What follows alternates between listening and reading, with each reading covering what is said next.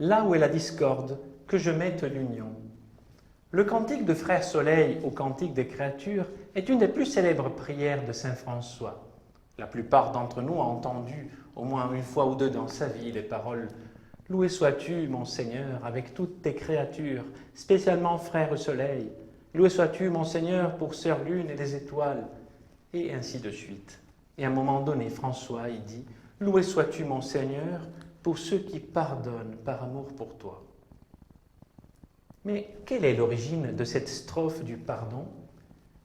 Écoutons un extrait d'une des anciennes biographies de saint François, dite « La légende de Pérouse ».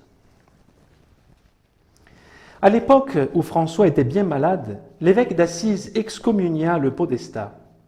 En représailles, celui-ci fit annoncer à son de trompe dans les rues de la cité l'interdiction à tout citoyen d'acheter ou de vendre quoi que ce fût à l'évêque et de traiter avec lui. Entre eux régnait une haine farouche. Le bienheureux François souffrait de voir que personne, religieux ni laïque, ne s'entremit pour établir entre eux la paix et la concorde. Et il dit à ses compagnons, « C'est une grande honte pour nous, les serviteurs de Dieu, qu'il ne se trouve personne quand le podestat et l'évêque se haïssent ainsi pour rétablir entre eux la paix et la concorde. » Et pour la circonstance, il ajouta cette strophe à son cantique.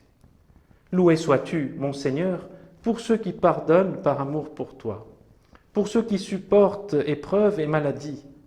Heureux s'ils conservent la paix, car par toi, très haut, ils seront couronnés. » Ensuite, François demanda à ses frères de sortir dans la ville d'Assise et de convoquer toute la population, et ils se mirent à chanter.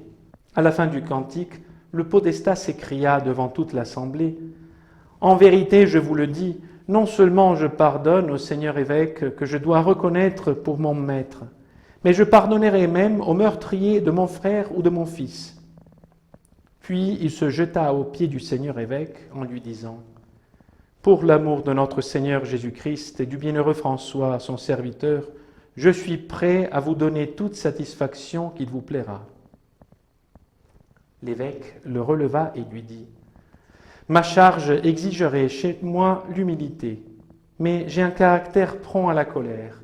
Il faut me pardonner. » Et tous deux, avec beaucoup de tendresse et d'affection, s'étreignirent et s'embrassèrent. Nous sommes donc revenus au thème du pardon, qui est aussi une condition nécessaire pour réaliser l'unité, l'union. Il ne s'agit pas simplement d'oublier ou de tout faire pour oublier la personne à laquelle nous pardonnons, mais il s'agit de grandir dans la communion avec elle. La discorde n'est pas qu'un banal malentendu, mais elle est une blessure de la communion. Chacun commence à défendre ses intérêts et à se défendre aussi de l'autre, jusqu'à devenir agressif. Voilà la discorde. C'est une impasse de laquelle nous ne pouvons pas espérer de sortir sans rien perdre. Pour construire ou pour reconstruire l'union, il me faut être disposé à renoncer à quelque chose, à me plier, à mourir à mon orgueil, à mon égoïsme, pour enfin renaître à la communion. L'artisan de paix est un bâtisseur de communion. Et pour construire, nous le savons, il faut du travail, du labeur, de la sueur, des larmes parfois. Si François a pu devenir un chantre de la paix et de la communion, c'est parce qu'il a accepté tout d'abord de passer lui-même par ces épreuves et de vivre l'aventure du pardon dans son entourage et dans sa fraternité. Il a accueilli dans sa vie la logique de la croix. Et nous aussi, en devenant des hommes et des femmes de pardon, nous pouvons témoigner autour de nous de la miséricorde de Dieu et nous sentir aussi responsables des discordes qui peuvent se manifester dans nos familles, dans nos communautés et même dans notre société. La communion nous engage tous, frères et sœurs. Et lorsqu'elle est blessée, nous sommes tous blessés. Si l'indifférence face aux disputes finit par nous rendre un peu complices de la discorde, nous devenons au contraire des artisans de paix lorsque nous assumons notre mission de passeurs de miséricorde et de bâtisseurs d'unité. Que le Seigneur vous donne sa paix.